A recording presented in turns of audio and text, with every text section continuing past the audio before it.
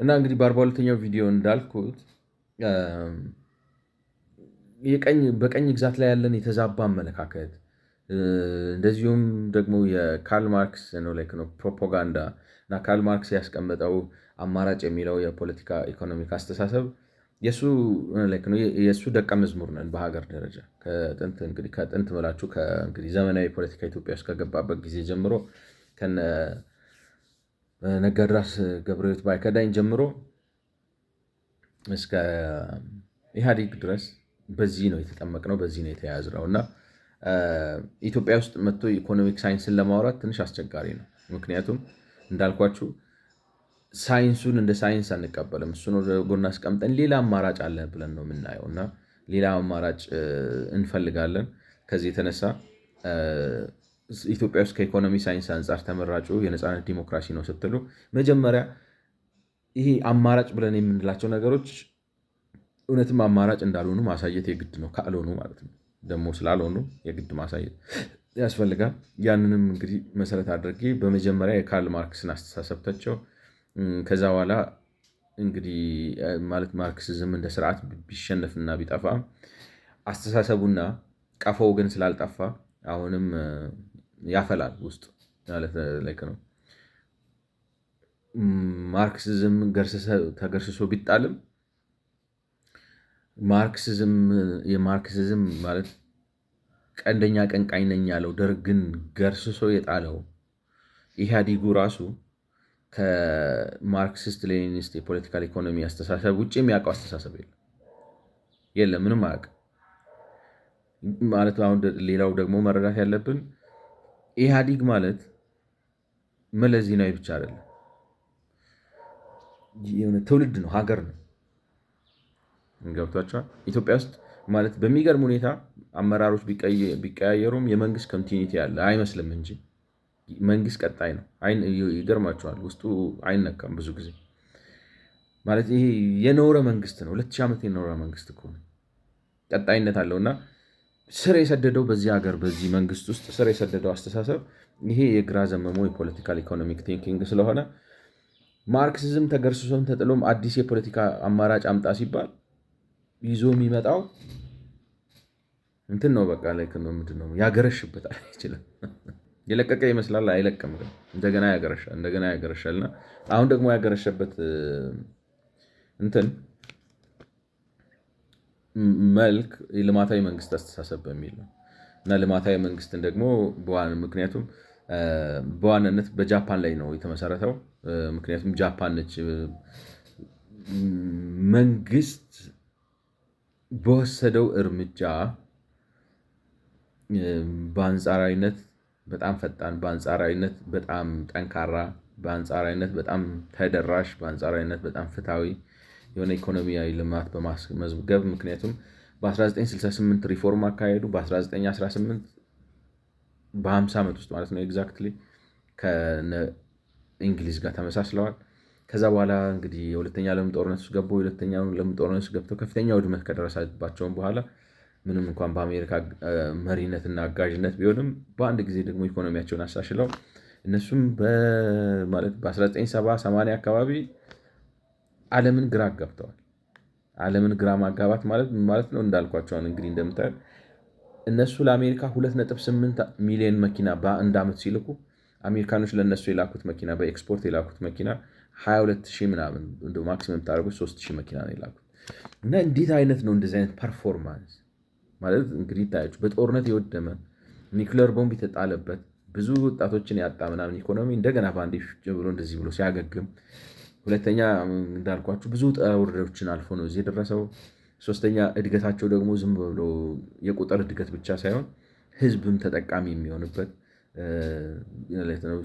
ህዝብ ተጠቃሚ ማለት ምን ማለት ነው? ህዝቡ ኪስ ውስጥም ገንዘብ እየገባ የመሰረተ ልማት ነገሮች በአግባቡ እየተሟሉ ጥልቀት እና ደብዝ ያለው ምንድነው ደብዝ ኤንድ ወድዝ ያለው እድገት እና አንደኛ ዓለም ደረጃ እድገት የደረሰ እድገት ያላቸው ሀገሮች በመሆናቸው ምክንያት ጃፓኖች ናቸው ይህን ነገር እንዴት አሳኩት። እና እንግዲህ የለመዱት እነ መለስ ዜናዊ ይሄ ነገር የተሳካው በሌላ ተአምር ሳይሆን በሶሻሊዝም መንገድ ነው። መንግስት የህዝብ ጋሻ ጃግሬ የሆነው ወይም የህዝብ ጋሻ ጃግሬ እንኳን ሳይሆን የህዝብ ፊት አውራሪ ሆነው ወይም ቫንጋርድ ሆነው ከስልጣን ሳይወርድ የፖለቲካ ስልጣኑን በኃይል ተጠቅሞ ማለት የያዘውን የፖለቲካ ስልጣን ለሀገር ልማት በማዋሉ ነው ይሄ የተመዘገበው።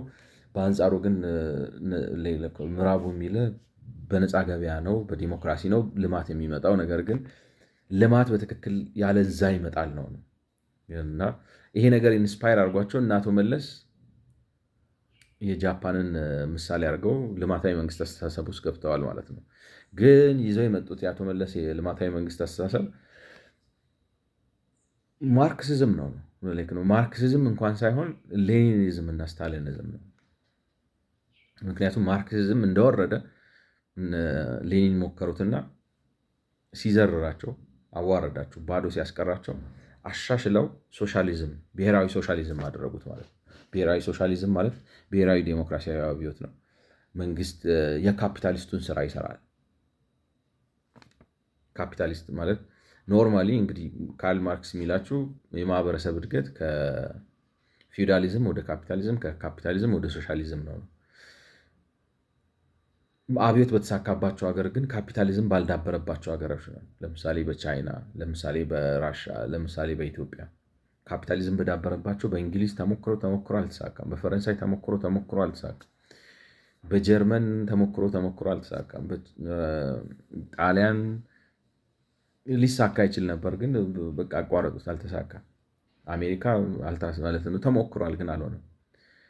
እንደ ማርክስ ቢሆን ካፒታሊዝም ሲያድግ ጡዘቱ ላይ ሲደርስ ማለት እያደገ በሄደ ቁጥር ጡዘቱ ላይ ሲደርስ ሳይሆን እያደገ በሄደ ቁጥር ባለሀብቱን ይበልጥ ባለሀብት እያደረገ ባለሀብት ያልሆነውን ሰው ደግሞ ይበልጥ ድሃ እያደረገውና እያቆረቆዘው ስለሚሄድ የግድ የመደብ ልዩነቱ ነው ጡዘቱ ላይ ደርሶ ያጋጫቸዋል።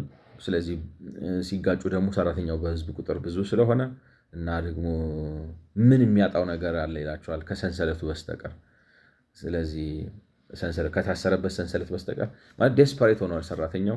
ስለዚህ በጣም በጭካኔ ነው የሚዋጋቸው። ስለዚህ ያሸንፋቸዋል ነው። አልሆነም።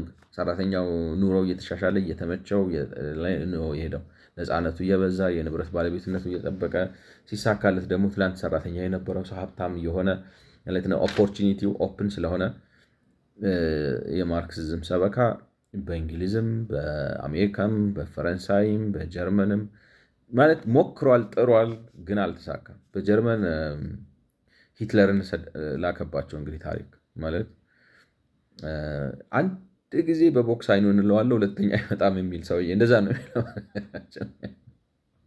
ማለት እንትኖቹ የኮሚኒስት አክቲቪስቶቹ ምን ማለት ዲሞክራሲ ነው። አሁን ጀርመን መጀመሪያ ዴሞክራት ነው የሆኑት፣ ሶሻል ዴሞክራት ሆነው በጣም በዲሞክራሲ ነው እና በሀሳብ በክርክር በምናምን ነው ያምኑት። እና እነዚህ የኮሚኒስት አብዮተኞቹ ክርክር ትርጉም የለውም የመደብ ግጭት ነው ብለው ስለሚያስቡ በግጭት ነው ብለው በመደብ ግጭት ነው ብለው ስለሚያስቡ ይደራጁና ገብቷቸዋል። በፓርቲ ይደራጁና እንደ ጎረምሳ ነገር ያደርጋቸዋል። ለምሳሌ ፓርቲ ሰብስበው ስብሰባ ሲያስደርግ ጥሰው ይገቡና ይበጠብጣሉ፣ ወንበር ይገለብጣሉ፣ ስብሰባ ያቋርጣሉ፣ ያፏጫሉ፣ ምናምን ድብልቅልቅ ያወጣሉ እና እነሱም አይደገፉት ፓርቲ ስብሰባ ማድረግ አይችልም። በዚህ መልኩ ፖሊስ ደግሞ ሊቋቋማቸው አይችልም፣ ምክንያቱም በጣም ሰፊ ናቸው። ሁለተኛ መንግስትም ኢንትረስቱ አይደለም። ተቃዋሚ ፓርቲ በሌላ ፓርቲ ከተባረረለት ችግር የለውም። እና ሂትለርም ሲነሳ ወታደር ነው ሰውየው፣ ታውቃላችሁ። ሂትለር ማለት የጀርመን ወታደር ነው፣ እንደ ወታደር ነው የሚያስበው እና ደጋፊዎቹም ወታደሮች ናቸው። ስለዚህ የሆነ ቢር ሆል የሚሉት አላቸው ጀርመኖቹ እንግዲህ ማለት ቢራ የሚጠጣበት አዳራሽ ማለት ነው። እና አዳራሹን ይከራዩትና እዛ ውስጥ ነው የፓርቲ ስብሰባ የሚያደርጉት ፓርቲ ሲጀምሩ ገና እና እዛ ላይ ገብቶ ስብሰባ ሲያደርግ እነዚህ ኮሚኒስቶቹ እየገቡ እያፏጩ ምናምን ይበጠብጣሉ፣ አላናግር ይሉታል፣ ወንበር ይወረውራሉ፣ ድብድብ ያነሳሉ ምናምን። ስለዚህ ወታደር እንደዚህ ይበጠብጣሉ፣ ፖሊስ ጠሩ፣ ፖሊስ መፍትሄ አልሰጠም። ስለዚህ የራሳቸው ከፓርቲያቸው ውስጥ ሰው መረጡና ጉልቤ እንትን አደረጉት ማለት ነው። አላወቁም። እነዛ እንደሌላ ጊዜ መስሏቸዋል። ገብተው ወንበር ምናምን ፖሊስ አይጠሩ እያወጡ ሲከሽከሿቸው ከዛ ወዲህ የእነሱን ፓርቲ ሚነካ ጠፋ ማለት ነው። ስለዚህ እንደፈለጉ ስብሰባ ያደርጋሉ። ከዛ በኋላ እንግዲህ ያው ታሪክ ነው የምታውቁት ነው ያለ መጨረሻ ላይ ይሄ እቺ ኮሚኒስቶቹን በቦክስ በማለት የጀመረው ነው በኋላ ኤስኤስ ምናምን ሆኖ ስንት ሀገር የጨረሰው ማለት ነው። እና ጀርመንም አልተሳካም። እዚህ የተሳካባቸው እንደ ኢትዮጵያ ባሉ ሀገሮች ነው። እና ማርክስ የሚላችሁ ምንድን ነው? ማህበረሰብ ሲሸጋገር እንትን ነው ከፊውዳሊዝም ወደ ካፒታሊዝም፣ ከካፒታሊዝም ወደ ሶሻሊዝም ይሸጋገራል ነው የሚላቸው። ችግሩ ግን ካፒታሊስት ሀገሮች ውስጥ አልተሳካም። አሜሪካን ሀገር እንዳልኳችሁ የሰራተኛ ማህበር ፈጥረን አገሩን ቀጥ እናደርገዋለን ምናምን ሲሉ አሜሪካኖቹም ማፊያ ነው ይለቀቁባቸው። ማለት ፖሊስ ሊያስቆመው አይችልም፣ ከፖሊስ አቅም በላይ ነው። ስለዚህ ካምፓኒዎቹ ያኛው ሂትለር ነው፣ እነዚህ ግን ራሳቸው የንግድ ድርጅቶቹ ራሳቸው ከማፊያ ከተደራጁ የድብድብ ቡድኖች ጋር ሄደው ውይይት እንትን መገባባት ጀመሩ ማለት። ስለዚህ መጥተው ስራ እናሰራ ምናምን ብለው በር ሲዘጉ ሌላ ሰው አትቀጥሩም ብለው ምናምን ሲሉ ማፊያ ጋር ነው የሚጋጩት ማለት ነው፣ ከፖሊስ ጋር ሳይሆን። ስለዚህ አሜሪካም አልተሳካም። በፓርላማን በክርክርም ቢሉ በክርክር ማርክሲዝም ሰብስታንስ የለውም። በጉልበትም አልሆነም፣ በክርክርም አልሆነም። ገብቷቸዋል። እግርግራቸውን ብለው አጠፏቸው። ስለዚህ የተሳካው የት ነው? ያልተደራጀ ያልበሰለ ካፒታሊስታዊ የሆነ የተማረ ንቁዋን የሌለበት ነው የበሰበሰ ማህበረሰብ ውስጥ ነው። ለቃሉ ይቅርታና ማለት እና እነዛም አይነት ማህበረሰብ ምንድን ናቸው? አሁን ማውን ስታነቡት ማውን አንድ መጽሐፍ እያነበብኩ ነበር። አሁን ኢትዮጵያና ይላል አሁን ኢትዮጵያና ቻይና ተመሳሳይ ነን፣ ትልቅ ሀገር ነበር፣ ግን አሁን ያለንበት ማለት ለወሬም ለነጋሪም አይመችም ይላል። ልዩነቱ ግን እኛም ጀምረናል መነሳት ምናምን ያወራልና ቻይና ተሳክቷል፣ ማኦ ተሳክቶለታል። ለምን? የተደራጀ የበሰለ ዲሞክራሲያዊ የሆነ ሚድል ክላስ አልነበረም። ስለዚህ በገበሬ ጦር በፋራ ጦር ከትክተ ስልጣን መያዝ ትችላለን። ማነው ስሙ? በራሻም እንደዛ ነው፣ ኢትዮጵያ ውስጥም እንደዛ ነው የሆነው። ማለት አቅም ያለው አሁን ይገርማቸዋል እኮ የሀገራችን ታሪክ ማለት እንትን ነው። ያልገባን ሰዎች ነን ነው እኮ ነው የምላችሁ። ለዛ ነው አሁን እንዳልኳችሁ አንድ የደርግ ታሪክ የውስጥ ሰው ነኝ ያለ ሰው ሲናገር ሰማዋለሁ። ማለት ጽፏል መጽሐፍ መሰለኝ ስለ ደርግ ታሪክ ምናምንና ደርግ ካሰጉት እንትኖች ይላል ወደ ስልጣን ሲመጣ ሲያቀባብል ታውቃላችሁ። በጣም የደርግ አሁን የሚያስገርም ምን ያለበት ያ ጭንቅላት ለዚህ ለተንኮል የበሰለው ለሴራ ለመንግስት ለመገልበጥ እንደዛ ሜቲክለስ የሆነው ሲስተማቲክ የሆነው በጣም ስክነት ማለት አሁን የደርግ መንግስት ኃይለሥላሴ መንግስት ያወረደበት አካሄድ በጣም የተጠና በጣም እርጋታ የተሞላበት አይጠበቅም። አሁን ኬት አመጡት ብስለቱን ብላችሁ ራሱ እስክትገረሙ ድረስ ማለት ነው። በጣም ማቹር። ምክንያቱም መንግስቱ ኃይለማርያም እንኳን የዛን ጊዜ 29 ወይ 30 ወይ 32 ዓመት ነው። መብሰል እንደዛ ይከብዳል። እና በጣም ሜቲክለስ የሆነ በጣም ሲስተማቲክ የሆነ አካሄድ ነው የሄዱት። ግን ያ ብስለት ያ እርጋታ ሳይንሱ ላይ የለም። ለምን እንደሆነ ነው እንጂ ገብቷችኋል። ዝም ብሎ በህዝብ አስተዳደር፣ በመንግስት አያያዝ፣ በፖለቲካ ሴራ በምናምን ነው እንጂ የበሰለው ነው። ይሄ ቴክኖክራቲክ አይደለም፣ ቢሮክራቲክ ነው። በጣም ነው ሲስተማቲክ ቢሮክራቲክ ደለብሬት ምናምን ነው። እና ምን ይላሉ ሰውየው ደርግ በጣም አሳስቦት የነበረው ነገር ይላል አንዱ ማለት ከባላባቱ በላይ ከኃይለሥላሴ የደህንነት መዋቅር በላይ ምክንያቱም መዋቅሩን ኦልሬዲ ጠልፎታል። የደህንነት መዋቅሩን ጠልፎታል። የመከላከያው ራሱ ነው ምናምን። ስለዚህ ከሁሉ በላይ ያሰጋው ማን ነው ይላል ሀብታም ገበሬዎች ተፈጥረው ነበር እና እነሱ ሪአክት ሊያደርጉ ይችላሉ። እና ሪአክት ካደረጉ ምሁር ናቸው፣ ሀብታም ናቸው፣ ዘመናዊ ናቸው፣ ገበሬ ናቸው። ስለዚህ ትልቅ ስጋት ይሆናሉ ተብሎ የተፈሩት እነሱ ናቸው። እና ደርግ እንዴት አድርጎ ነው የመታቸዋል? እናንተን አነካም ነው፣ እናንተማ የሀገር ሀብት ናችሁ ምናምን ብሎ ቆይ በኋላ በላሻለሁ ብሎ እነሱን ሳይነካ ሌላውን ጠርጎ መንግስቱን አውርዶ ብሎ ስልጣን ከያዘና ከፍታ ላይ ከወጣ በኋላ ከዛ በቃ ላይክ ነው ማንም ማለት ብቻውን ሲሆን አሁን ማንም አይነካኝም ሲል ነው ሄዶ የነካቸው። እኛ እንደው ታሪኩን ያነሳሁት ለምንድን ነው? ይህ ነው ጥበብ የለም እንዳትሉ ጥበብ አለ፣ እርጋታ የለም እንዳትሉ እርጋታ አለ፣ አገር ወዳድነት የለም እንዳትሉ አገር ወዳድነት አለ። ግን ለምን እንደሆነ ግራ ነው። ገብቷችኋል? የሆነ የሚችል የሚያቅ መሰጠት ያለው ታታሪ ምናምን ግን ሚስት ገዳዳ ቀስት ነው። ለምን እንደሆነ አይገባል። ኤኒዌይ እና ኢትዮጵያ ውስጥም የተሳካው ይሄ ነው የሚባል የተደላደለ ሚድል ኢንካም ስላልነበረ ዴሞክራሲም አልነበረ። ስለዚህ አልተሳካም። ማርክስ እንዳለው የማህበረሰብ እድገቱ ከፊውዳሊዝም ወደ ካፒታሊዝም ከካፒታሊዝም ወደ ሶሻሊዝም ነው የሚለው ነገር ስላልተሳካ እነ ሌኒን ገብተው ሲሞክሩ ማለት መንግስት ምንድነው ገንዘብ ሲያጠፉ፣ የግል ንብረት ሲያጠፉ፣ ገበያ ሲያጠፉ እነሱ ያሰቡት ምንድነው ማለት ምርት በጣም አድጎ ምርቱ ደግሞ በጥሩ ሁኔታ እየተከፋፈለ ተአምር እንሆናለን ነው፣ ዓለምን እናስደንቃለን በእድገታችን በምናምን ነው። ግን እንደዛ ሳይሆን የሆነው ሰዎች የሚበሉት የሚጠጡት አጥተው ላይክ ነው የቤት ቁሳቁሳቸውን መሸጥ ሲጀምሩ ያንን ተዉትና ወደ ምን ገቡ? አሻሻሉት ማለት ነው። አዳፕት አደረጉት የማርክስን ቲዮሪ። ስለዚህ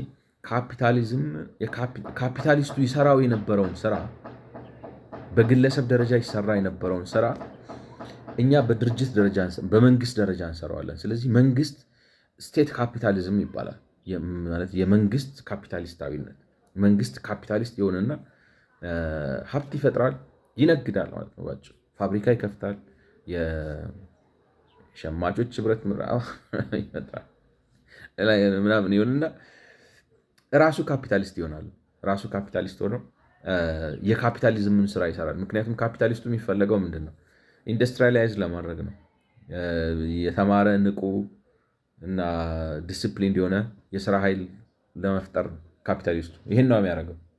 የካፒታሊስት ስልተ ምርት ኢንዱስትሪያላይዜሽን ያመጣል እና በዛ ፕሮሰስ ውስጥ ደግሞ በጣም የተማረ ንቁ እና ዲሲፕሊን የሆነ የስራ ኃይል ይፈጥራል። ያንን ነው የሚያደርገው ላይክ ነው ስልተ ምርቱ ውጤቱ እና ኑሮ ያቀላል። እነዚህ ነገሮች ካፒታሊስቱን አስወጥተን እኛ እንሰራዋለን ነው። ያንን ነው እንግዲህ ብሔራዊ ዴሞክራሲያዊ አብዮት ያሉት። ገብቷቸዋል። እና ሀሳቡ ምንድነው? ዴሞክራሲያዊ አብዮት የሚሉት ለማሸጋገር ነው። ይሄንን ኋላ ቀር የሆነውን ፊውዳላዊ የሆነውን ሰው ማህበረሰብ መንግስት አብዮትም የሚሆነው እሱ ነው። አብዮቱ ምንድነው? የኢኮኖሚው አብዮት ነው። ፖለቲካም አብዮት አለው። ግን የፖለቲካው አብዮት ልክ ስልጣኑን ሲይዙት ያቆማል። አያቆምም። ምክንያቱም እንዳያንሰራራ፣ ሌላው ተቃዋሚው እንዳያንሰራራ እሱን ሲጨቆን ሲበዘብስ ሲመታ ይቆያልም ይለዋቸዋል። ይህ ነው በአጠቃላይ ላይ ነው ኮንቲኒየስ ብለድ ባዝ። ግን በዛ ሂደት ውስጥ እንደዛ አድርገን መንግስት ከፍተኛ የማምረት አቅም ምናምን ፈጥሮ ወደ ሶሻሊዝም ያሸጋግረዋል ማህበረሰቡን ነው። ምክንያቱም ኢንዱስትሪያላይዝ ያደርጋል። ኢንዱስትሪያላይዝ ማድረግ ብቻ ሳይሆን በዛ በኢንዱስትሪያላይዜሽን ፕሮሰስ ውስጥ የተማረ ንቁ እና በጣም ዲስፕሊንድ የሆነ የስራ ኃይል ወይም ወርኪንግ ፎርስ ይፈጥራል፣ ማህበረሰብ ይቀርጻል። ያን ጊዜ ለሶሻሊዝም ወደ ሶሻሊዝም ለሚደረገው ሽግግር አመቺ ሁኔታ ይፈጥራል ማለት ነው። ከዛ ሶሻሊዝም ደግሞ ራሱ በጊዜ ሂደት ወደ ኮሚኒዝም ይሻገራል ነው ቲዮሪያቸው። ስለዚህ እኛ ሀገር ያለው አስተሳሰብ ይሄ ነው። ይህንን ነው የምናስበው። ገብቷቸዋል። ይሄ ግን ሲሸነፍ እና ማለት ይሄ አሁን አስተሳሰብ አልተሳካም፣ በራሻም አልተሳካም፣ በቻይናም አልተሳካም። ምክንያቱም ማኦ ሞከረ ያፈጠረው ነገር ወፍ መግደል ነው የተረፈው።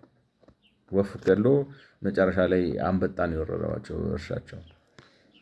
በኢኮኖሚ እንዳልኳችሁ ሲንጋፖሮቹ ራሳቸው ወደ ቻይና ዞረው ራሱ ድንጋይ መወርወርም አይፈልጉም የነበረው። አሁን ላይክ ነው እንትን ሲወላውሉ ይታያሉ እንጂ ያኔ ወደ ቻይና ማየት አይፈልጉም ነበር እና አልተሳካም። ስለዚህ ደርግ ወደቀ። ደርግ ሲወድቅ እነማን ነው እነመለስ ሲመጡ ማኦይስት ናቸው ማለት ለነገሩ ማለት አሁን የማኦን መጽሐፍ ስታነቡ ከርዕሴ እየወጣሁ በጣም ተሻግሬያለሁ። እንዴት እንደማድረግ አላውቅም። የማኦን መጽሐፍ ስታነቡ እውነትም ማኦይስት ናቸው ወይ ትላላችሁ። ገብቷችኋል? አሁን ከማኦ ወሰደን የሚሉት ምንድን ነው? በተራዘመ የትጥቅ ትግል ወታደራዊ ውጤት ማስመዝገብ ነው። ማኦይዝም ማለት ስለ ኢኮኖሚ ሌላ የሚለው ነገር የለውም። በተራዘመ የትጥቅ ትግል ወታደራዊ ድል ማምጣት ይቻላል። በትንሽ ኃይል ተነስቶ በተራዘመ የትጥቅ ትግል ትልቅን ኃይል ተዋግቶ ወታደራዊ ውጤት ማስመዝገብ ይቻላል።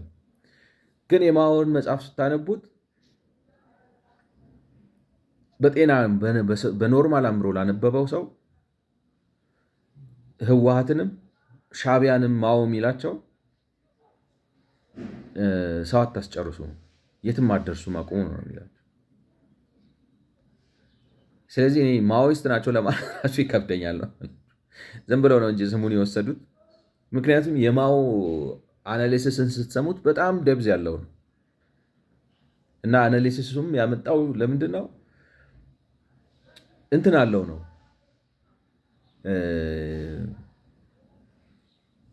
ሰብስታንስ አለው ስላችሁ ከወታደራዊ ሳይንስ ትንታኔ አንጻር ስታዩት ያንን የሚያስችል ተጨባጭ ሁኔታ ነበረው። ለምሳሌ የጃፓንን ቀኝ ግዛት ሲዋጋ ነው አንዱን ስትራቴጂውን ያወጣው። ስለዚህ ምንም እንኳን ከጃፓን እዛ ጋር ነው አሁን ከጃፓን አንጻር ቻይና በጣም ኋላ ቀር ነች፣ ልክ እንደ ኢትዮጵያ ይላል። እኛና ኢትዮጵያውያኖች ድሮ ታላቅ ብንሆንም አሁን ዝም ብለን ኩሽማንኩሽ ነን።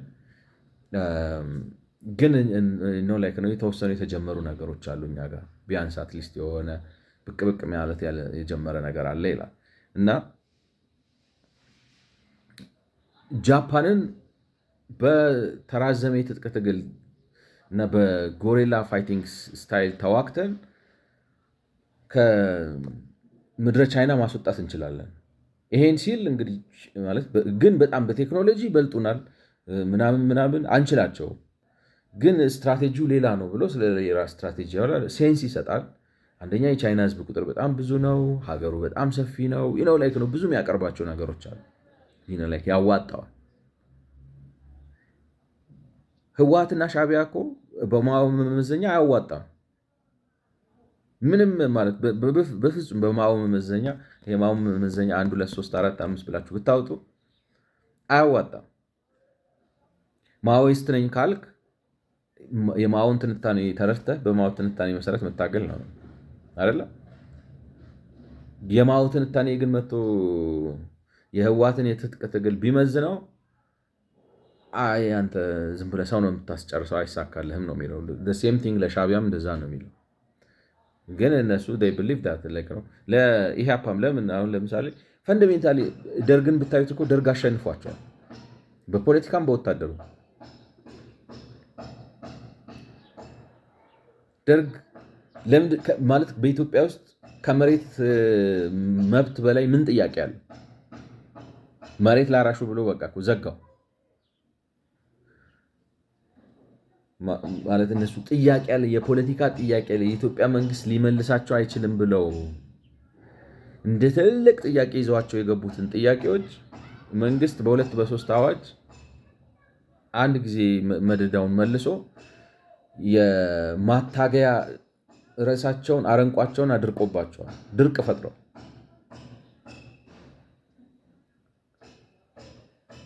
ነገርኳችሁ። እኔ አሁን አንዳንድ ታሪክ ሳነብ ሻዕቢያ እንኳን ነው የምላችሁ፣ ሻዕቢያ እንኳን የሚደግፉት አረቦች ራሳቸው የኢትዮጵያ መንግስት ኤርትራን ለሁለት ቆርጬ እስከ ምጽዋ ምናምን ወይንም ደግሞ ምጽዋ እንኳን እንደ ሀርኪኮ ድረስ ምናምን አድርጌው ለወደብ ፈልገዋለሁና ያኛውን ወደዛ ልስጣችሁ ቢላቸው እሺ ብለው ያስገነጥሉለት ነበር። ስለዚህ ሻዕቢያም ራሱ ጥያቄ አልነበረውም ነው። ሰብስታንስ የለውም። ቲንግ ኢዝ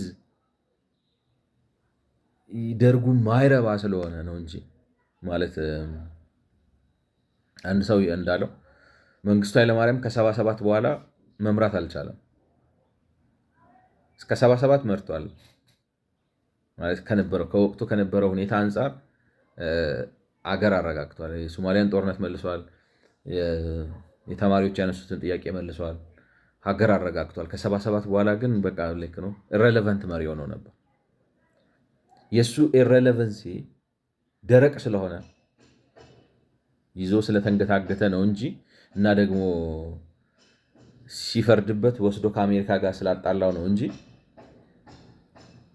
ህወሓትም የትም አይደርስም ነበር፣ ሻዕቢያም የትም አይደርስም ነበር። እና ማኦይስት ነን የሚለው ማለት ከርዕሴ ውጭ ነው። ግን ማኦይስት ነን ማለት ማኦይስትም አይደላችሁም። ማኦ በማኦ ስትራቴጂ መሰረት የህወሓት የትጥቅ ትግል ቢመዘን የትም አይደርስም፣ ደግሞም አልደረሰም። ማወቅ ያለባችሁ መሰላችሁ። ኦፍኮርስ አሸንፈው ብዙ ጊዜ አሸንፎ አዲስ አበባ ገብቷል። ግን እስከ 81 ድረስ ህወሓት የት ነበር ነው? እስከ 1981 ድረስ የትም።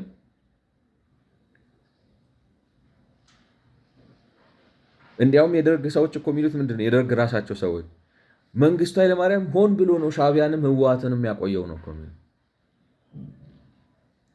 ለምን? ማስፈራሪያ ስኬርክሮ ለማድረግ ነው ማለት ስልጣኑ ጥያቄ ውስጥ እንዳይገባበት ገንጣይና አስገንጣዮች አሉ ብሎ እነሱን ይሄ ድመት በአይጥ እንደምትጫወተው እየተጫወተ እነሱን ማስፈራሪያ አድርጎ ስልጣኑን ሊያስቀጥል ነው የፖለቲካ ስትራቴጂ። ደግሞ ከአንዳንድ ነገሮች ጋር ስታያይዙት ይመስላል። ግን ምንድነው ዛሬ የምትቀልበው ዘንዶ ነገ ይውጣሃል እንደሚባለው እነሱን ማስፈራሪያ አድርጎ ስልጣኑ እንዳይጠየቅበት አድርጎ አስቀምጣቸው። ነገ ቀን ሲገለበጥ እነሱ ገለበጡት እና ኤኒዌይ ላይክ ነው የተሳካላቸው ማኦይስት በመሆናቸውና የትግል ስትራቴጂያቸው ያዋጣ ስለነበረ። አያዋጣም፣ ለሻዕቢያም አያዋጣም። ምንም ማምጣት አይችልም ነበር። ምንም ነው እኮ የምላችሁ፣ ይህ ሳይንስ ነው። ግን ሲበላሽ መንግስት ሲበላሽ እንኳን ኤርትራን መገንጠል ኢትዮጵያንም ማፍረስ ይቻላል። ግን አይሆንም። እንደው ትንሽ ጤና ትንሽ እንደሆነ ገብቷቸዋል። ትንሽ ነፍስ ያለው መንግስት ቢሆን ነፍስ ያለውን መንግስት ብቻ መሆን ሳይሆን ፈንደሜንታሊ ደግሞ የራሻ ኮላፕስ ማድረግ ገብቷቸዋል። እንትን አረጋቸው። የመንግስቱ አቆያየት ራሻዎቹንም ፍራስትሬት እንዲያደርጉ አረጋቸው። መሳሪያ ይልካሉ፣ ስልጠና ይልካሉ፣ ምናምን ይላሉ፣ ያመቻቻሉ። መንግስቱ ግን አይለቅምም ወይም ሀገርም አያራምድም። ገብቷቸዋል። ውጤት አያስመዘግብም። ራሱን ቫሊዴት አያደርግም። በቃ ላይ ከደርግ ስብሰባዎች እኮ ማየት ትችላላችሁ። 1979 ምናምን ነፍስ ውጭ ነፍስ ግቢ የሆነባቸው ነው እንጂ በቃ እዚህ ጋር ደርሷል። እና እንትን አላለም። ላይ ደርግ የወደቀው በመንግስቱ ኃይለማርያም የብቃት ማነስ ከ77 በኋላ በቃ መምራት አልቻለም። እንትኑ ቢኖረው ፍላጎቱ እውነት ኢትዮጵያ ከነበረች አይ ቲንክ እኔ ከዚህ በኋላ ይበቃኛል ብሎ አስረክቦ መሄድ ይችላል። አሁኑ እንደሄደው ቢሄድ እና ከሱ የተሻለ ሰው ከነበረ ላይኖርም ይችላሉ። ኔቨር ነው። ከነበረ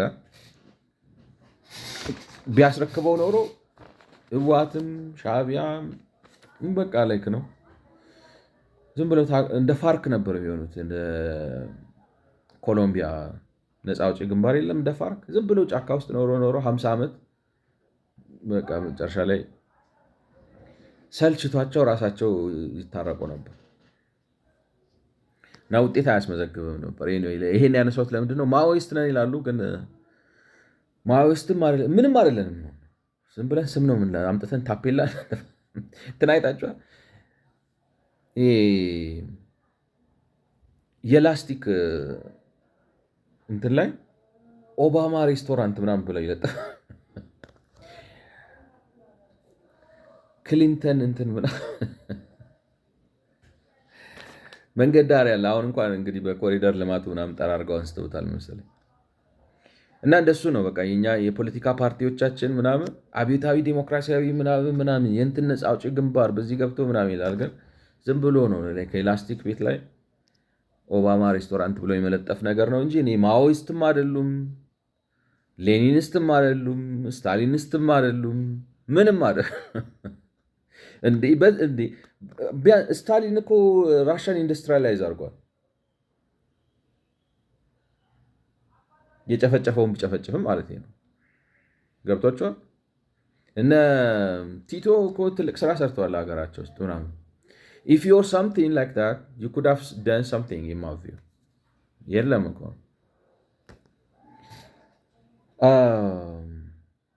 በጣም ባዝኛለሁ ከዋናው ርዕሴ ግን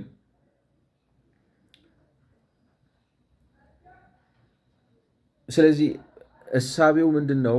በመንግስት ካፒታሊዝም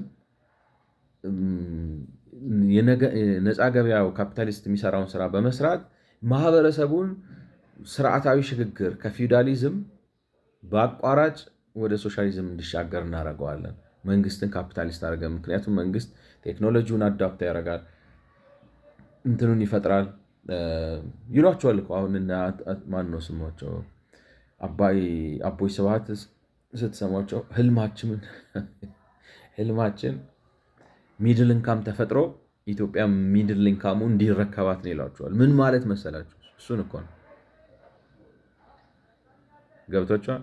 ካድሬ ባለሀብት ፈጥረን ለካድሬ ይሄ ሚድል ኢንካም የሆነ ካድሬ ባለሀብት ፈጥረን ለእሱ ሀገሪቱን እናስረክባለን። በሶሻሊስታዊ ሀገር ትሆናለች ነው። ይሄ መንግስት ልማታዊ መንግስት ሆኖ ያንን ፈጥሮ ወደዛ እንዲሸጋገር እናደርጋለን ነው የሚሏቸው። እና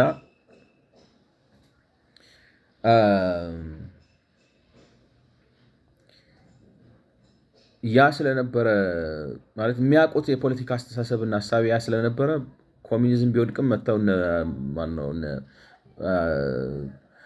ሌላ የሚያውቁት ነገር የለም እነመለስ። ስለዚህ ልማታዊ መንግስት ከዛ ጋር የሚሄድላቸው መሰላቸው። ሁለተኛ ደግሞ ነው ተመቻቸው። አሁን መንግስት ካፒታሊስት ሆኖ የግል ካፒታሊስቱን ስራ በመስራት ከፊውዳሊዝም ወደ ሶሻሊዝም የሚደረገውን ሽግግር ያግዛል ወይም የብሔራዊ ዴሞክራሲያዊ ቤት ይሰራል የሚለው አባባል ልማታዊ መንግስት ከሚለው አስተሳሰብ ጋር በጣም ይደላቸው ይኖረሚ ሊበላት ያሰባትን ነገር እንደሚባለው ማለት ነው። ቆቅ ጅግራነሽ ይሏታል። ስለዚህ ኦኬ ሴም ቲንግ እኮ ነው። እኛም የምንለው ይህንን ነው። ተመስቻቸው። ስለዚህ አዳፕት አደረጉት ነው።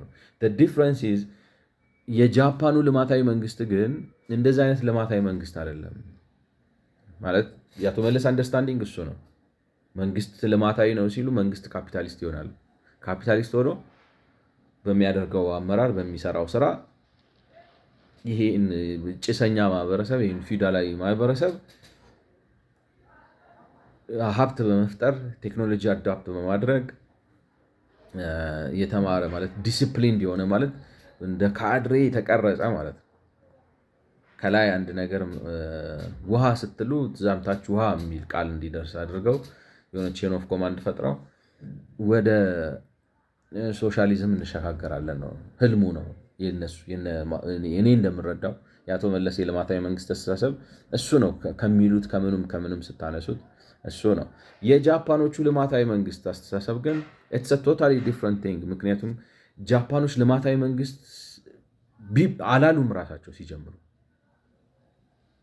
ገብቶቿል። ልማታዊ መንግስት የሚባል ካፋቸው አልወጣም። ይልቁንም 1868 ላይ ኢትዮጵያ እስከዛሬ የሌላትን የነፃነት ዲሞክራሲ ህገ መንግስት አጸደቁ። ምንም እንኳን እንዳልኳችሁ ሚሊተሪው ከሲቪሊያን ሱፐርቪዥን ውጭ መሆኑ ከሊበራል ዴሞክራቲክ ኮንስቲትዩሽን ጋር ትንሽ ኮንፍሊክት እንዲያደርግ ቢያደርገው፣ ያን ያደረጉት ግን የወቅቱ ፖለቲካ ነው ያስገደዳቸው። ምክንያቱም እነሱ 1868 ቀኝ ግዛት የናኘበት ጊዜ ነው። ስለዚህ እኛ ሪሶርስ የለንም፣ የተፈጥሮ ሀብት የለንም፣ ኤክስፖርት እናርግ ብለን ካለን የምን አባ ኤክስፖርት ነው? ፍሪ ትሬድ ምናምን አይገባቸውም። እነ ኢስት ኢንዲስ አፍንጫቸውን ነው የሚሏቸው። ስለዚህ በቦክስ ለመጣ መልሱ በቦክስ ነው እንጂ ሰላም ብቻ አይሆንም ብለው እነሱ ቀኝ ገዢ ናቸው፣ እኛም ቀኝ ገዢ እንሆናለን የሚል እሳቤ ስላላቸው ያኛውን የኢስት ኢንዲሱን ካምፓኒ ሞዴል ነው ኮፒ ለማድረግ ስለፈለጉ ሚሊታሪውን ሴፓሬት አድርገው አወጡት። እንደገና ልክ እንደ አሜሪካ እንደ ኢስት ኢንዲስ ካምፓኒ አይነቶቹን ደግሞ ራሳቸው ዛይባትስ ውስጥ መፍጠር ጀመሩ ማለት። ከዛ በተረፈ ግን ኢትስ ፉሊ ሊበራላይዝድ። ለምሳሌ አሁን እነዚህ ዛይባትሱ የሚባሉትን ማለት ሲጀምሩ ፋይናንሻል ክሊክ ነው ማለት ፋይናንሻል ክሊክ የኮምፒውተር ክሊክ ሳይሆን CLIQUE ካባል ፋይናንሻል ክሊክ ነው። እና ፋይናንሻል ክሊኩ እንዴት ነው የጀመረው?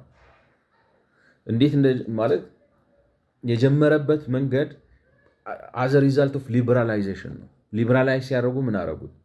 የፊውዳል ሪሌሽንሽፑን አፈረሱት። የፊውዳል ሪሌሽንሽፑን ሲያፈርሱት ሳሞራይ ለሚባለው ለጦረኛው ማለት ጦረኛው እንትን ነበር የራይስ ወይም የሩዝ ግብር እየተጣለለት ነበር የሚኖረው፣ ልክ እንደኛ ሀገር ማለት ነው። ከዳይሚዮ ጋር አብሮ ግብር እየተጣለለት ነበር የሚኖረው። አሁን ግን ይህን የግብር ስርዓቱን አስቀሩና ጭሰኛው የያዘውን መሬት ያንተ ነው የራስህ ነው ውሰደው፣ ፕሮፐርቲ ራይት ምናምን ሰጥተው ከልለው ድንበር ሰጥተው ሰጡት። ስለዚህ እንትን መክፈል የለበት። የመሬት ግብር ግን በገንዘብ አድርገህ ለመንግስት ከፍላል። ለነዚህ ለማያርሱ ግን በውትድርና ያገለግሉ ለነበሩት ለሳሞራዮቹ ግን ቦንድ ነው የሰጧቸው። ላይክ ነው ገንዘብ ሰጧቸው። አንድ ልክ እንዴት ልበላቸው፣ አሁን በፊት አሁን እንኳን መንግስት ናሽናላይዝ አደረገዋለሁ ምናምን ብሎ ተናጥፍቶታል እንጂ ፕሮቪደንት ፈንድ የሚባል ነበር። የግል መስሪያ ቤት የምትሰሩ ከሆነ የጡረታ ሳይሆን የሚኖራችሁ ፕሮቪደንት ፈንድ ነው። እና ፕሮቪደንት ፈንዱ ላይ ከደሞዛችሁ ከእናንተ ስንት ነው 6% ይቆረጣል፣ ከቀጣሪያችሁ 12% ይቆረጣል። እኔ ሳስታውስ ማለት ነው 18% በስማችሁ ፕሮቪደንት ፈንድ ይቀመጥላችኋል። ስራ ስትለቁ ዋን ታይም የሆነ ላምፕ ሰመኒ ይሰጣችኋል ማለት ነው። ዋሬቨር ዩ ሴቭድ እናንተና ቀጣሪያችሁ ሴቭ ያደረጉት ማለት ነው። ከሆነ ዓመት በኋላ የሆነ ዓመት 50% የሆነ ዓመት በኋላ ሙሉን ይዛችሁ ስራ መልቀቅ ትችላላችሁ። እና ልክ እንደዛ የሆነ አንድ ላምፕ ሰመኒ ነው የሰጧቸው። እና ያን ላምፕ ሰመኒ ምን ማለት ነው እንግዲህ ተቋቋመበት ነው ቢዝነስ ስራበት። ስለዚህ በአብዛኛው ወስደው ምንድን ነው ባንክ ነው የመሰረቱበት እና ንግድ ውስጥ ገቡበት ምናምን። እነሱ ናቸው ራሳቸው ዛይባትሱ የሆኑት እነዚህ ፋይናንሻል ክሊኩን። ከዛ ፋይናንሻል ክሊኩ ኢንዱስትሪዎቹ ዲስትሪቢሽን ቻናሉን፣ ከዛ መሬት መግዛቱን ምናምን። ባጭሩ ምንላችሁ ነው ኢኮኖሚው ሊበራላይዝ ሲሆን ነው የጃፓን ኢኮኖሚክ አቅም አንሊሽድ የሆነው። ምክንያቱም ለሰው ፋይናንስ ሰጡት። ኦፍኮርስ የከሰረ ሰው አለ። ዝም ብላችሁ አሁን ለአዲስ አበባ ውስጥ ዛሬ የኢትዮጵያ መንግስት 500 ሺህ ብር በእያንዳንዱ ሰው ክልል አካውንት ውስጥ ክሬዲት ቢያደርግ ከ180%ቱ ከአንድ ዓመት በኋላ ወይ ብሬ ጠጥቶ ዘፍኖ ምናምን ብሎ ጨርሶት ማለት ነው። የሆነውን ሰው ደግሞ በቃ ካምፓኒ ገዝቶበት ምናምን ብሎ ሀብታም ሆኖ ነጋዴ ሆኖ ሌላ ቦታ ተተኩሶ ልታገኙ ትችላላችሁ። እና እንደዛ ነው ያደረጉት።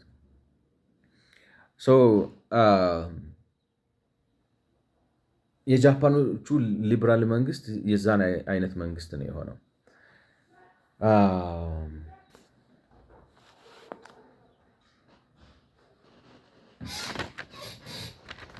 ስለዚህ እናቶ መለስ የሚሉት የካፒታሊስት ስቴት ካፒታሊዝም የሚባለው ነገር የለም ጃፓኖቹ ጋር። ስቴት ዋዝ ናት ካፒታሊስት። ስቴት ሊበራላይዝድ ማርኬት ለህዝቡ ሰጠውና ከሀብታም ህዝብ 1% መውሰድ ይሻላል ከድሃ ህዝብ 10% ከመውሰድ በሚል ስሌት ያዋጣል። ገብቷቸው ከሀብታም ሰው 1% ብዙ ሚሊዮን ሊሆን ይችላል። በጣም ከድሃ ግን 10% ብትወስድም ተደምሮ የትም ላይ ደርስ ይችላል። ስለዚህ ሊበራላይዝ ነው ኢኮኖሚውን ያደረጉት። የእኛ አንደርስታንዲንግ ግን ገጠመልን ነው። መንግስት ሪፎርም አካሄደ ሲባል እና ግን ገብቷቸዋል። እቺ ዴቨሎፕመንታል የምትለው ቃል እንዳልኳችሁ ከዚህ ውጭ ስለማናቅኛ ማኦይስት ሳንሆን ማኦይስትን እንላለን፣ ስታሊኒስት ሳንሆን ስታሊኒስትን እንላለን። ምንም አይደለንም። ያልገባው ሰው እንዴት ይሆናል? ማኦይዝም እንዳልገባን የትጥቅ ትግል ማድረጋችን ነው የሚያሳየው። ሌላ ማስረጃ አያስፈልግም። በትግራይ ሪሶርስ ኢትዮጵያ ውስጥ የነፃነት ትግልም ሆነ ገብቷቸዋል የመንግስት ግልበጣ ትግል አይሰራም። ማኦ ይህንን ጠንቅቆ የሚያውቅ ሰው ነው። ስለዚህ ዊ አር ናት ኢህአፓም ማኦይስት ሊሆን አይችልም። አልገባውም።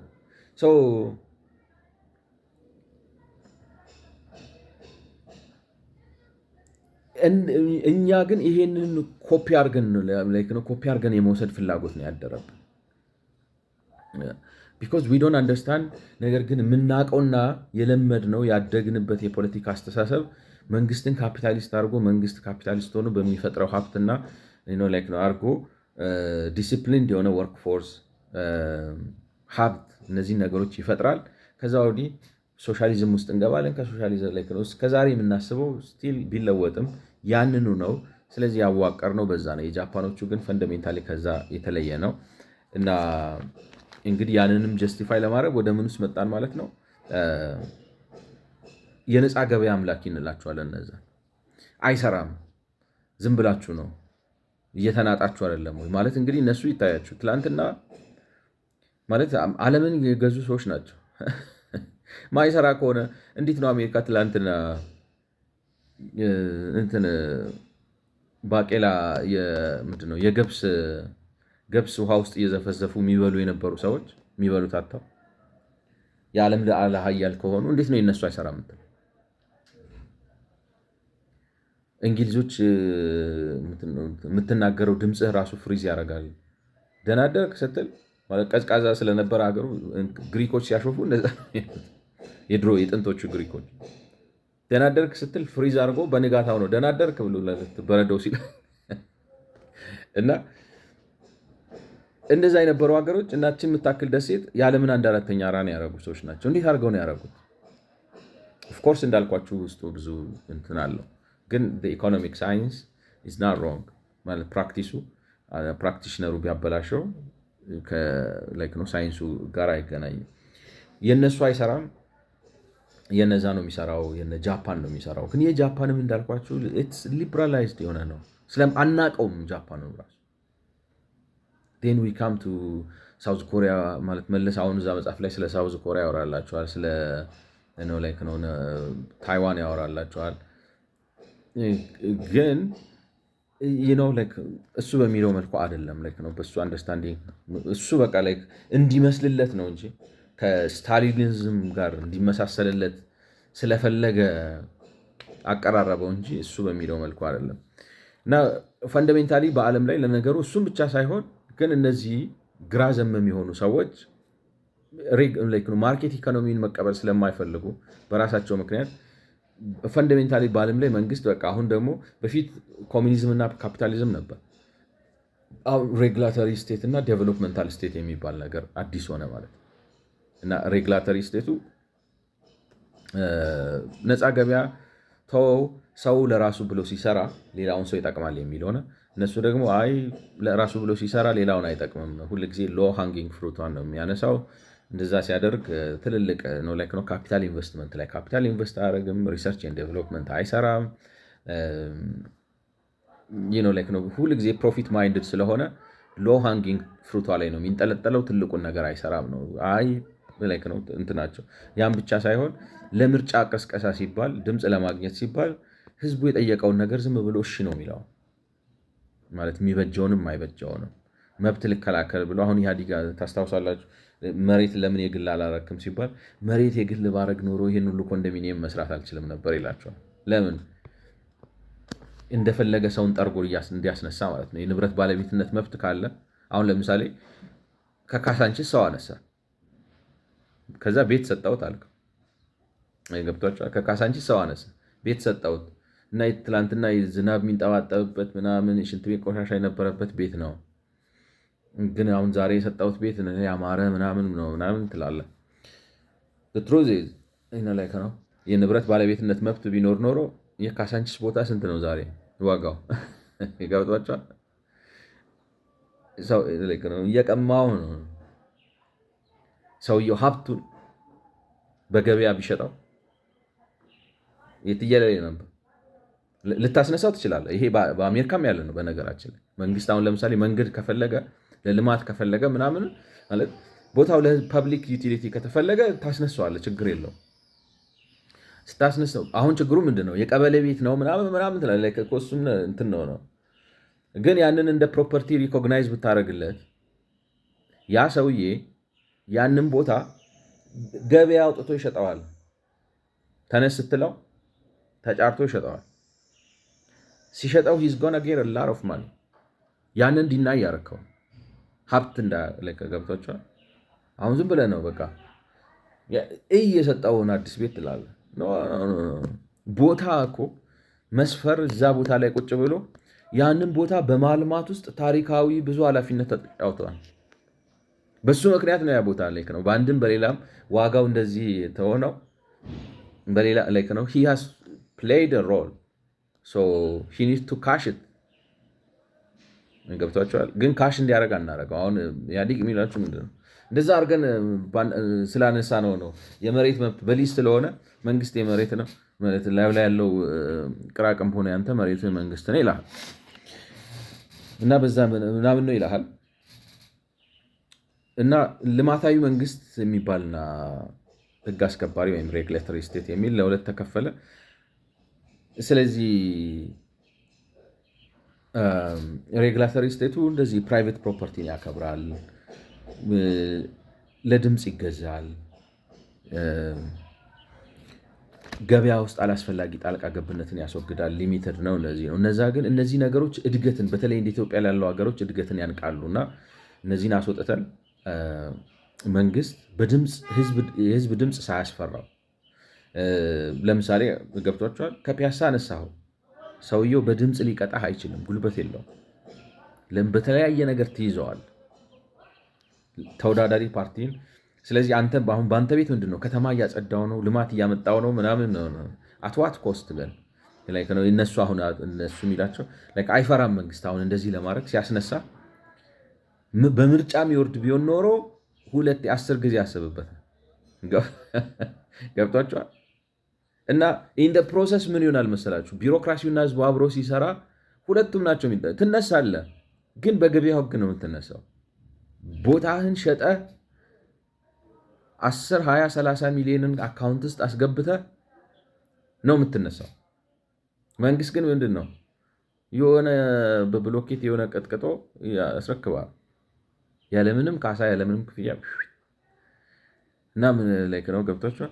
እና እንደዛ በማድረጌ ልማት አመጣው ነው እንግዲህ ልማታዊ መንግስት አካሄዱ ያለው። አይ ቲንክ ይህን ነገር እንትን በላይ እንዳላስረዝመው 6ኛውን ነጥብ አጠር አድርጌ ልበልና ልጨርስ። እንግዲህ በኢትዮጵያ ደረጃ ሚስ ያደረግ ነው ምንድነው ጠጅ የሌለበት አበጋዝነት ነው። አሁን ልማታዊ መንግስት ገብቷቸዋል። ኢኮኖሚ ሳይኖር ምኑን ነው የምታቀደው? የለም እኮ ኢኮኖሚ ኢትዮጵያ። እውነቴን እኮ ነው የምላችሁ። እንዲህ እናንተ እኮ ማሰብ ያለባችሁ ነገር 120 ሚሊዮን ህዝብ 120 ሚሊዮን ህዝብ አመታዊ ኤክስፖርቱ ይሄ በእንትን በምናምን አሁን እንትን አመታዊ ኤክስፖርት መንግስት 4.6 4.7 5 ቢሊዮን ዶላር ነው 120 ሚሊዮን ህዝብ ኤክስፖርት የሚያደርገው። ስለዚህ ኢትዮጵያ ውስጥ ኢኮኖሚ አለ አይባልም። በእርዳታ እንደገና ደግሞ በሬሚታንስ የሚገኘው ነው 13 ቢሊዮን ምናምን የሚያስገባው ፎሬን ከረንሲው እንጂ ከኤክስፖርት የሚመጣው 4.6 4.8 ንቅንቅ ማይ እዚህ ሀገር ኢኮኖሚ የለም። 120 ሚሊዮን ህዝብ እንደዚህ አይነት ምርታማነት ከሆነ ይሄ በጣም በጣም በጣም ብልግና ነው። እዚህ ኢኮኖሚ ላይ ይህን ኢኮኖሚ ማኔጅ አደርጋለሁ ካልክ የሌለ ነገር ነው ማኔጅ የምታደርገው። ጠጅ ዝም ብለህ ነው ማለት በልማታዊ መንግስት እንደው ልማታዊ መንግስት እኮ የጃፓኖችን ስታዩት ምንድን ነው ኢኮኖሚው ገዝፎ ከካፒታሊስቶቹ ፕላን የማድረግና አቅጣጫ የማስያዝ አቅም በላይ ስለሆነ ነው ዳይሬክት የሚደረገው በመንግስት። አሁን ለምሳሌ ኢትዮጵያ ውስጥ ኢንቨስትመንት ባንክ የሚባል ተጀምሯል ነው ዘመዴነ ንጋቱ ነው የሚባለው ሰውዬ ማለት ኢትስ አ ጉድ ቲንግ ገብቷቸዋል። ኢትስ አ ጉድ ቲንግ ግን አይ ዳውት ኢትዮጵያ ውስጥ መርጅ ለማድረግ ብሎ የኮንሰልተንሲ የሚፈልግ ሰው ባለሀብት ራሱ ይጣለ ነው። የሆነ መንግስት ህወሓት የራሱ ባለሀብት እንትና የራሱ ባለሀብት ባለበት ሀገር ነገ አሁን ፖለቲካው ሲለወጥ ነገ ባዶ ለሚያፏጭ ሰውዬ እሱን ባለሀብት ትለዋል። የለም ኢኮኖሚ ማለት አሁን ኢንቨስትመንት ባንክ ብላ አስቀምጣ አይውሽ እኔ እንደሆነ አኑዋር ፐርፎርማንስ ሪፖርታቸውን ማየት ፈልጋል። ምን ስትሰሩ ነው? ማንን ነው ኮንሰልት? የትኛው ቢዝነስ ነው ነው ኮንሰልተንሲ ፈልጎ ከዛ በኋላ ፋይናንሻል አድቫይስ ፈልጎ ከዛ በኋላ ባላችሁ ኮኔክሽን ተጠቅማችሁ ምናምን የምታቀርቡለት የለም እኮ ኢኮኖሚ። እውነቴን እኮ ነው የምላችሁ። እችን የምታክል ማለት አለ። አሁን ዝም ብሎ ጂዲፒ 5% 6% ነገርኳችሁ። ያልታረሰ እርሻ አርሰህ 6% ልታደርገው ትችላለህ። ቁጥሩ ኢዲዝም ማረር የለም። ሰብስታንስ ያለው ኢኮኖሚ በሀገራችን ውስጥ የለም። እንደው ፕላን ላድርገው ብትል እንኳን 5 ቢሊዮን ዶላር ኤክስፖርት የሚያደርግ የ120 ሚሊዮን ህዝብ ሀገር የለም። እውነቴን ነው የምላችሁ።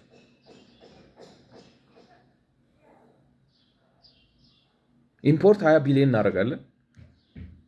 ለምን? ሌክዠሪው ራሱ ሰው ማለት ሰው ገብቷቸዋል። የሌክዠሪው እቃ ራሱ 20 ቢሊዮን ብር ነው የሚሆነው ከሌላ ከቁም ነገር ከሚሆነው።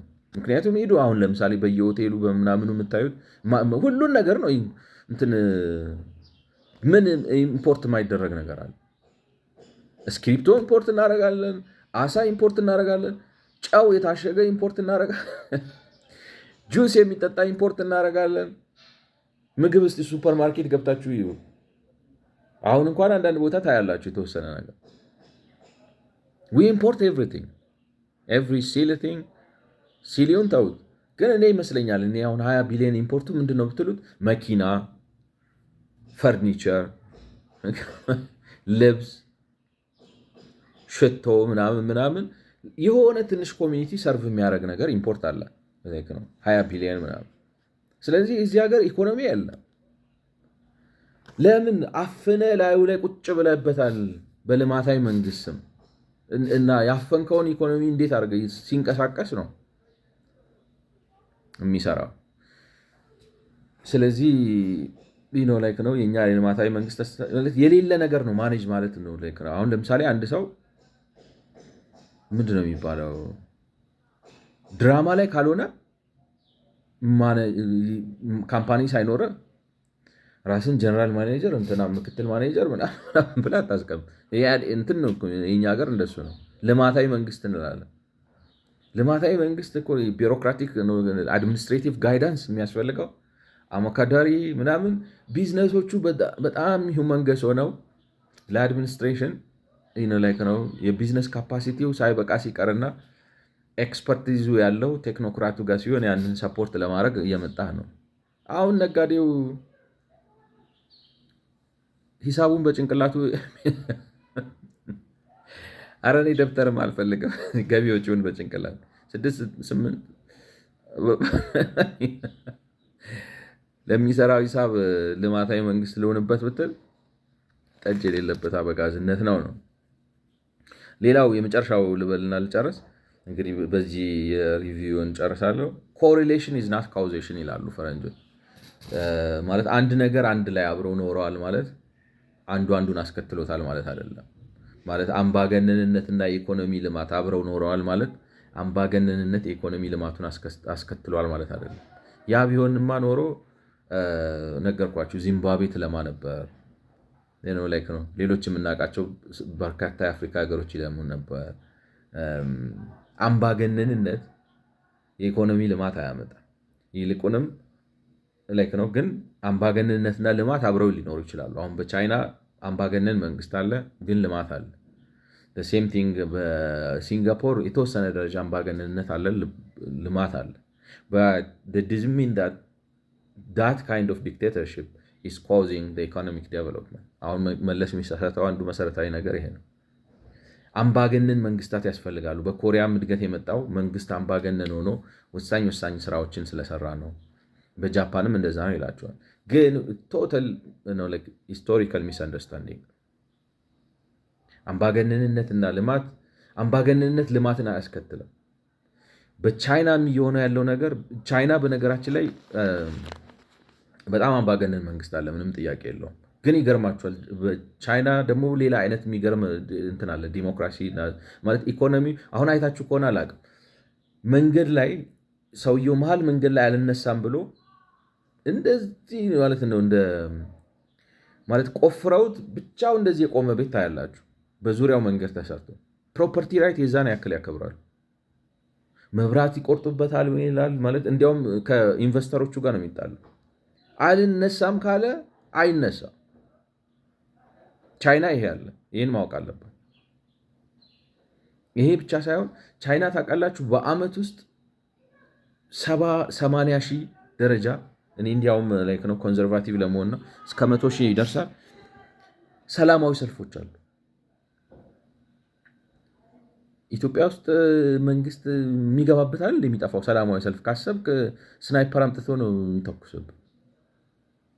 እና አንደኛ የቻይናን አምባገነናዊነት እኛ አናውቀውም። እኔ እኮ የምላችሁ እውነቴን ነው እኮ የምላችሁ የላስቲክ ቤት ላይ ኦባማ ሬስቶራንት ነው፣ ክሊንተን ሬስቶራንት ምናምን ነው።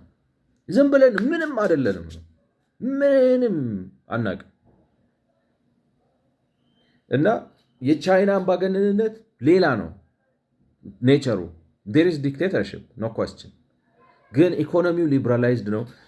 እና ደግሞ የመጨረሻ ሌላው የምፈልገው ነገር ምንድን ነው? ሊበራላይዜሽኑ በጨመረ ቁጥር አምባገነንነቱ መኖር እያቃተው ነው የሚሄደው። አይችልም። ቻይኒዝ ነው ስ መለስ ዜናዊ አያውቅም። ስለዚህ ዝም ብለን ነው ኤኒዌይ እንግዲህ የቡክ ሪቪውን እዚህ ላይ ጨርሳለሁ። ከእግዚአብሔር ጋር በሚቀጥለው የአቶ መለስን ፔፐር ሪቪው አቀርብላችኋለሁ። ስለሰማችሁኝ አመሰግናለሁ። መልካም ጊዜ